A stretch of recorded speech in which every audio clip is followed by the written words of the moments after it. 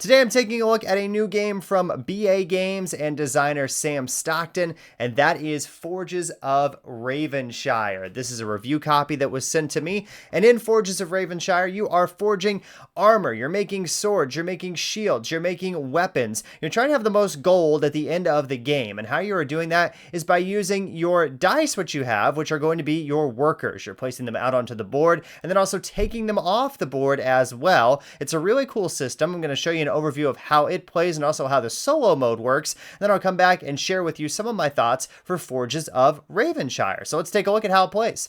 So here we have a game of Forges of Ravenshire set up and ready to go. This is a worker placement game in which your workers are dice. So you will be placing your workers out on the board and collecting resources. There are two phases to this game, the gathering phase and the production phase. The gathering phase is first, and then you do the production phase. So what you will do at the beginning of the game is you will pick one of these characters out and then take its related player board and its cubes, and you track your resources with cubes in this game. You've got this side over here, which is going to be used mainly for the production phase of the game. This is going to be used for the gathering phase, and these are various guilds that I'll show you how those work in a second.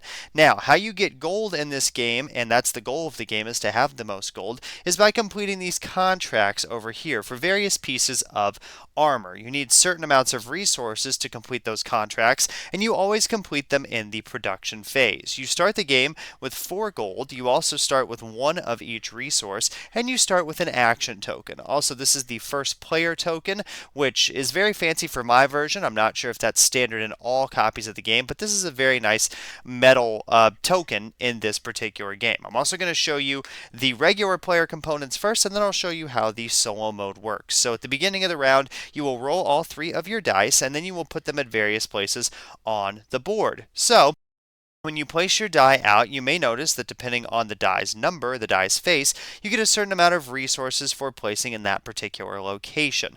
There are lots of different resources in the game. There's ore, wood, charcoal, steel, and leather. There's also the guild hall that you can go to where you get a guild member, which we'll talk about here in a second. But you can see based on the die's face that you will get a certain number of resources. So if you placed a 2 here at the dark wood forest, you would get 3 wood and then one of those mystics, which is a dragon scale. If you were to place a 5 or a 6 there, you would only get 2 wood. So the number does matter when placing out your die on the board. So let's go ahead and say we did that. So we would place our die right there, and then we would get 3 wood. So we would move our tracker right here up to the 4. We would get a dragon scale over here, and we would hang on to that for later. Now, after you place a die, you also take a die as well. And you can take any die except the one that you just placed out on the board. So if we wanted to take the die from the Darkwood Forest, we could. If we wanted to take a die from somewhere else, we could do that as well. So looking at these options right here, let's say we take this die from the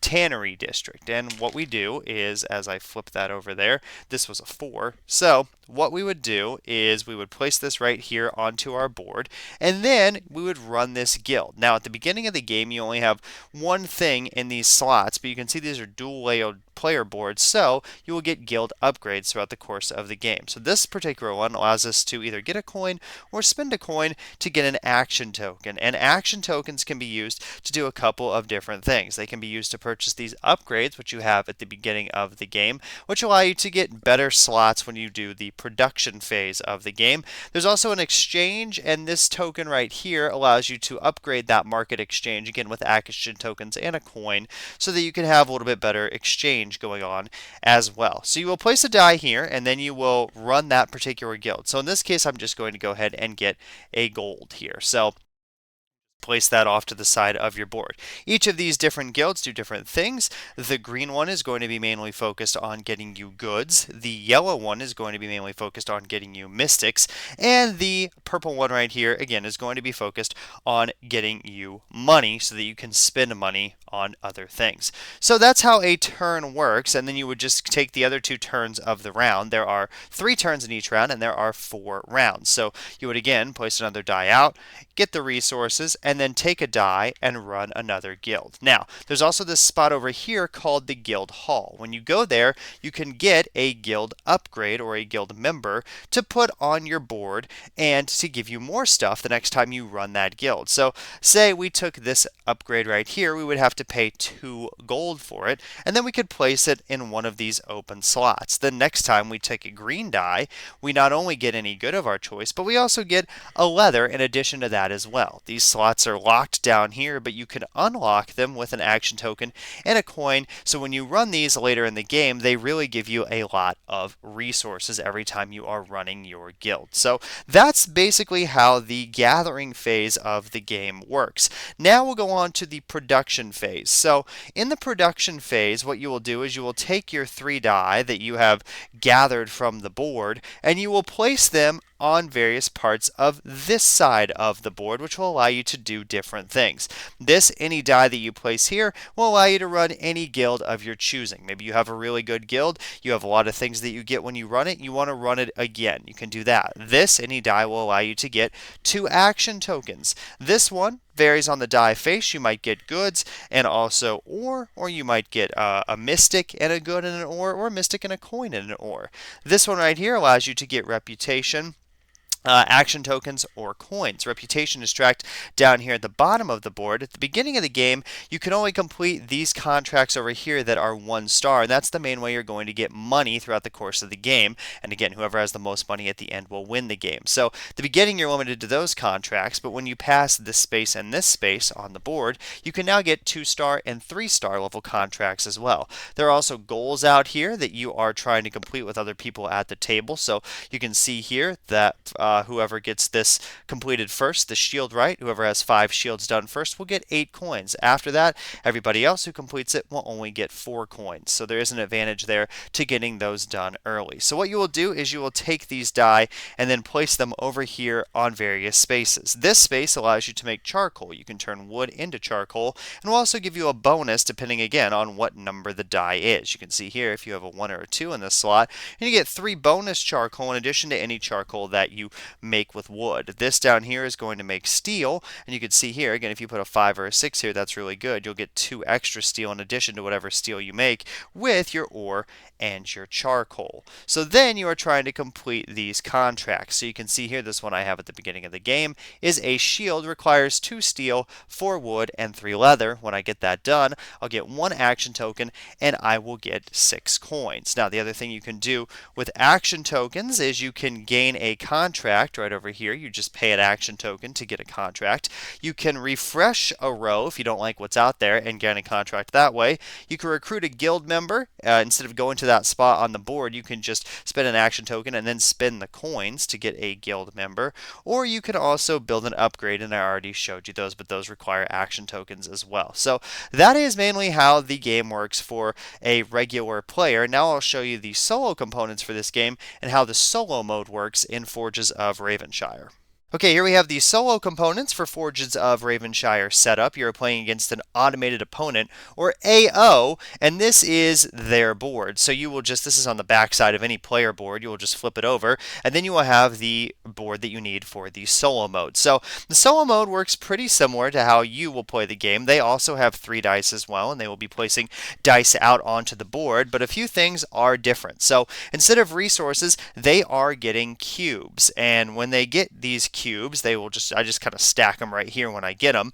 And once they get a certain number of cubes, they will complete a contract. They don't need specific goods to complete those contracts or mystics. They just, when they get to a certain number, will complete a contract. So you can vary that based on the difficulty level as well. The easiest mode, they have to get all 13 cubes on there before they complete a contract, but you can lower it down as well.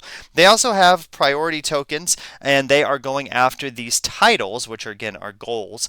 And so their first priority is to get this shield one completed. Their second priority is this weaponsmith, and this third priority is just 7 contracts completed. So then you will take these item cards and kind of lay them out in terms of priority based on the titles. So you can see since it wants to go after the shield right goal, and that's the most important, it's going to prioritize getting shields when it goes over here and completes these contracts, and then swords, and then some other body armor as well. So that's the order that those will lay out in. Then you also have the finish cards, and you're trying to match the priority as well. If there's not a title associated with the finish, then you just randomly choose that and place it onto the location. So I've just chosen one here, and those are various things that when you complete a contract, you will get to spend resources possibly, and you can do this as well as a regular player, spend resources and either gain reputation or gain coins. So it's got the one here that it will gain reputation every time it completes a contract. Also, whenever it gets mystics, it just gets gold, and when it gets action tokens, it gets gold as well. So that is how the changes are here. They also have in the automated opponent mode is the guild card, and this is going to be its priority for choosing guild members throughout the game. So you can see here its first priority is going to be purple, then second is green, then third is yellow. So that also varies the deck for the automated opponent as well. So you can see here in the deck we've got more purple cards, and then followed by green, and then followed by yellow. You'll take 6 of the main guild, 4 of the secondary guild, and 2 of the third guild, then shuffle that in with 2 reputation cards to form the automated opponent's deck. You can also make this a little bit harder as well by giving it some additional cards that will allow it to gain some upgrades and things a little bit easier. You also give it 3 dice, and then it always goes second in the first round, and then you just switch back and forth as you go. So let me show you how a turn would work for the solo mode, because it is pretty simple. So you would flip over one of these cards, and then it will show you its priority based on where it wants to place something out on the board. So you can see it wants to use a yellow die first if possible, and then a green, and then a purple, and it wants it to be a face of 1. It can make it any face that it wants, whereas you roll the die, it just decides what face it wants to be, and then where it wants to place it out on the board. So right now, it would love to place this out at spot 3 on the board, the Tannery District. So you place a 1 out there, you can see it's going to get 2 leather, and then also a talisman, so that would be 2 cubes that it gets, and then it would also get a coin for that mystic that it gains there as well. So when it is taking a die from the board in the gathering phase, it will either look for the highest number or possibly the lowest number. This one is looking for the highest numbered die, but some of these cards in here will be looking for the lowest numbered die, like this one in particular. So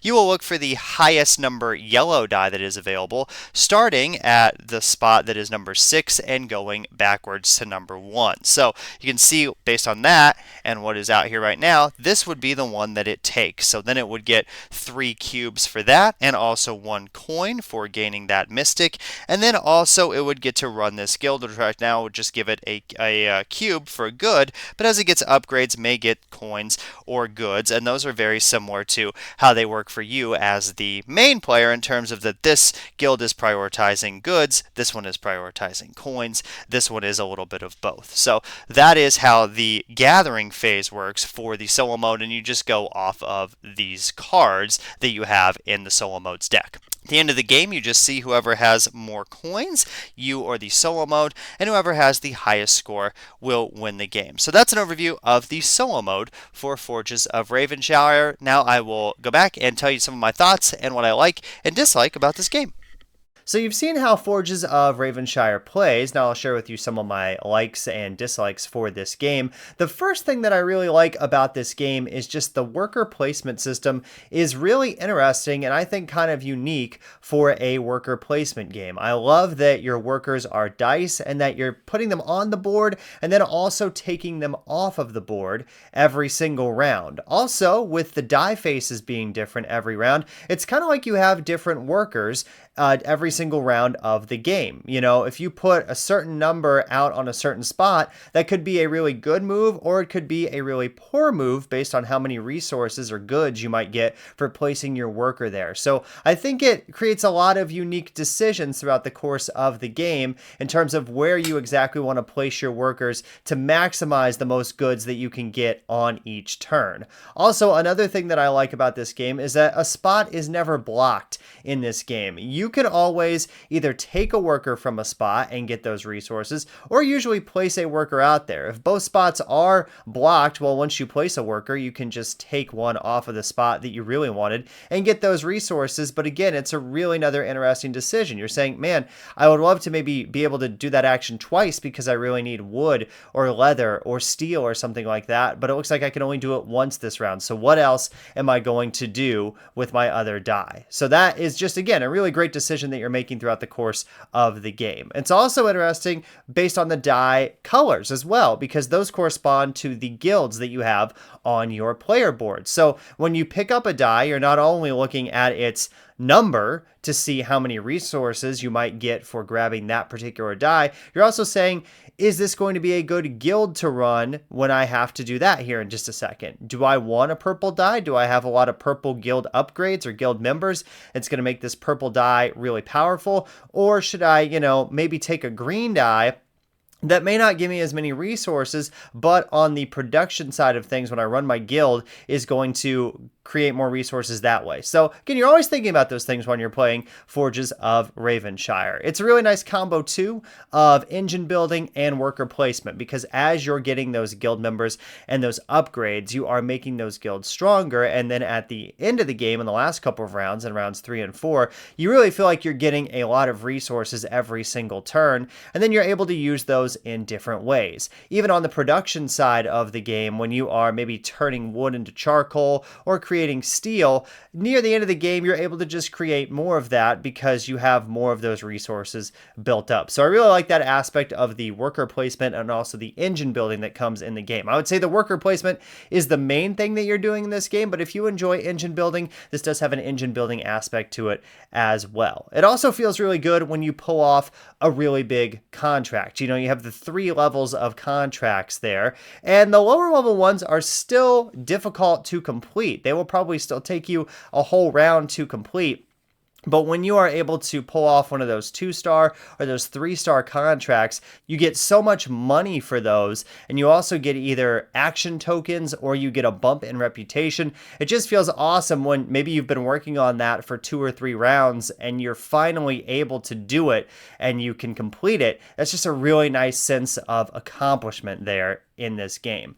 Also, the money aspect is interesting in this game too, because you have to have the most money at the end of the game to win the game, but you also have to spend money throughout the course of the game to buy things. So it's a constant battle in terms of, ooh, I would really like that guild member, but that's going to cost me 3 coins. Do I want to do that? Or do I want to upgrade my board? That's going to cost me coins as well. So it's this constant push and pull of, should I spend more money? Should I keep my money? And especially when you're playing solo, you're looking at how much money the automated opponent has at that point in the game too, and you're saying, oh, I don't know, maybe I should not get that upgrade. Maybe it'd be better if I keep that $3 or $4, to add to my in-game scoring at the end of the game. So again, a really nice thinky decision that you're dealing with your money management throughout the course of the game. Also, one thing that I did not talk about in the overview of the game, but something that you can add to the game, are what are called assistants. And these are going to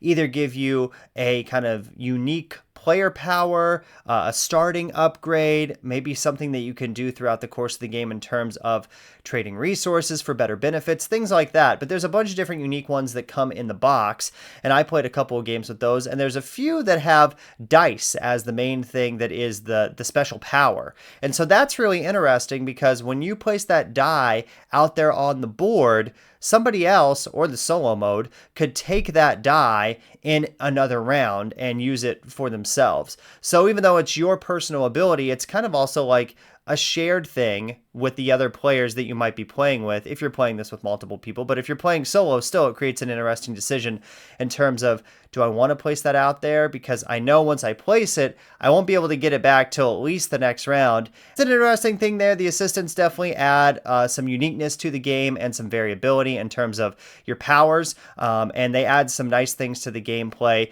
Even after you've played it a couple of times, you can always use a different assistant and kind of have a different maybe goal that you're going after, or it gives you a special advantage. You just say, I'm really going to maximize this area in this particular game because my assistant helps with that. So it's just a nice touch that they added into the game. I don't think that was necessary, but it does add a nice amount of replayability to the game. Another thing I like about this game is that you get better the more times that you play it. And sure, that happens in a lot of other games too, but over the couple of times that I played this game, I noticed a big progression from like my first play to my fifth play. My first play, I was not very good at all. And then by the time I was playing the fifth time or the fourth time, I really felt like I was completing more contracts. I had a better sense of how I needed to manage my workers and also my engine to get the most goods possible. I took advantage of some more things that I thought maybe weren't that great in the first couple of games because I didn't, want to spend money on them. So it really grows as you play the game multiple times, and you really learn some better strategies on how to play. And that's not unique to this game, but I do like that, if you play it more, you're going to get better at it, and you're going to get better at it pretty quickly once you have an idea of kind of what's going on throughout the course of the entire game. And when you're looking at the game as a whole and not just maybe that particular turn or that particular round that you're in. The dice in this game are really nice, as you probably saw in the overview. They're big, they're chunky, they're colored. That's a really cool thing. The dual layered player boards are really nice as well, especially for tracking the resources. I love when games track the resources that way instead of grabbing a bunch of stuff. Like instead of just getting a bunch of wood, you just move a counter on your board and that's what tracks your wood. It's just a lot easier to manage. It may not look as cool because you don't have a bunch of stuff piled up in front of you, but in terms of from a gameplay perspective, it makes it so much easier to add and subtract those resources when it's just there on your player board. And because it's dual layered, those cubes are not bumping around, they're not moving, they're set. So that's a really nice thing in this game. Also, the regular board is nice as well. It has the slots for the die, and once you put the die in there, they're cut out perfectly, so the dice aren't going to move either, which in a game like this, if you bump a die face, that could really have some major consequences if you can't remember what it was set on. So I think that is a good usability aspect to this game too, and really enhances the player's experience with the components that are in this game for Forges of Ravenshire. So let's talk a little bit too about the solo mode for this game. I really enjoyed the solo mode for this game. I thought it was very easy to run, and it adds some variability every time that you play. Obviously, it's going to have different things that it is prioritizing in every game, so it really plays differently every single game. One game, if it is prioritizing maybe the purple guild, it's going to be collecting a lot of money in that particular game. One game, if it's prioritizing the guild that goes after goods, well, it's going to have a lot of cubes on its board, and it's going to be completing more contracts. So you really have to vary your play style based on what the solo mode is doing. In terms of running the solo mode, it's very easy. You just flip over that card like I showed you, and then you put one of its dice out on the board. You take one of the dice. It is a very short turn for the solo mode, and I really appreciate that in solo modes. I never really want the solo mode's turn to take longer than my personal turn did, and I also don't want to have to think about the solo mode too much either. I don't want to have to analyze a bunch of stuff for the AI player in terms of, oh, what is it going to do? Where is it going to place this? If this was here, this should go here. Things like that. I just want to be able to, run the solo mode and then get back to my turn, but still have it feel like an opponent. And I feel like this game does that well. It runs very easily, like I said. It's got the exact number of cards in the deck that it will need for its number of turns, so you always know where you are in the turn structure of the game as well.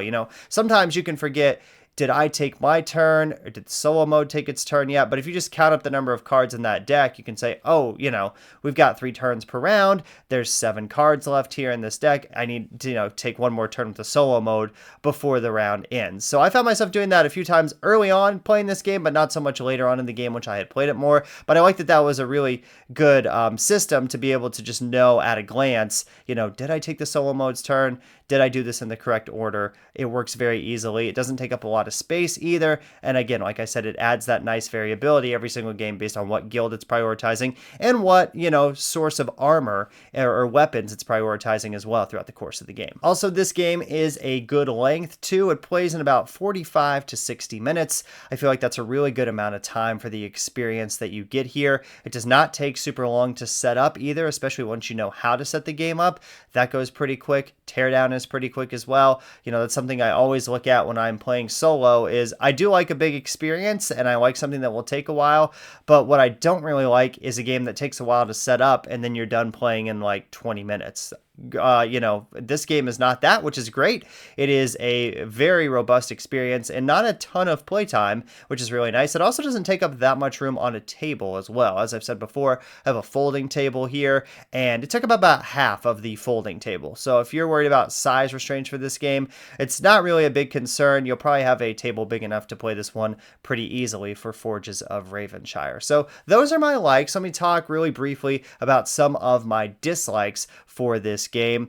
One dislike I have, which is, really just more of a strategy thing than a huge dislike, is that sometimes one color of the die won't be on the board anywhere. So you won't be able to take that when you are looking to take a certain color of die. Like there's been a couple of times when I played when, it just so happens that I have all the purple die and the solo mode has all the purple die. So there's no purple die out on the board to take, or the same thing with maybe yellow or green. So that happens occasionally. You just kind of have to work around it. But I've run into that situation a few times where I was like, ooh, I really want to take a green die. Oh, wait, there's no green die out there to take. I'm going to have to wait till one pops back up on the board. But again, that's a very minor dislike.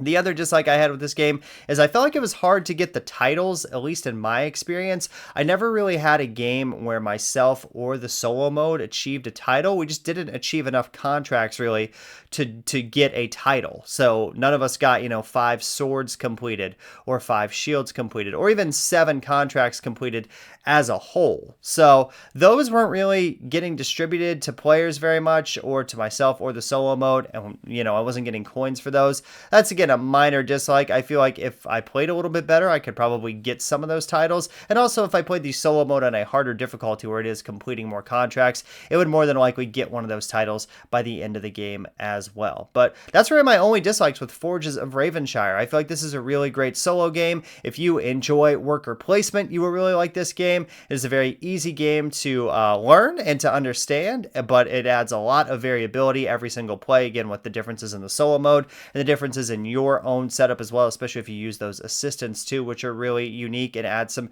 variability to the game. So overall, I really enjoyed this one from BA Games and designer Sam Stockton. I'm going to give Forges of Ravenshire an 8.5 out of 10. A really solid solo game that I would suggest you pick up. Again, if you enjoy worker placement, if you enjoy this theme, if you think that this game looks fun, I would definitely try to take a look at it because I had a lot of fun with it and I really enjoyed it. So that's my thoughts on Forges of Ravenshire. If you like this video, be sure to like and subscribe. That really helps the channel out. And you can check out my other videos as well. I have lots of other solo reviews and some top 5 and top 10 lists too. So until next time, I'm Jared. You've been checking out Specifically Solo.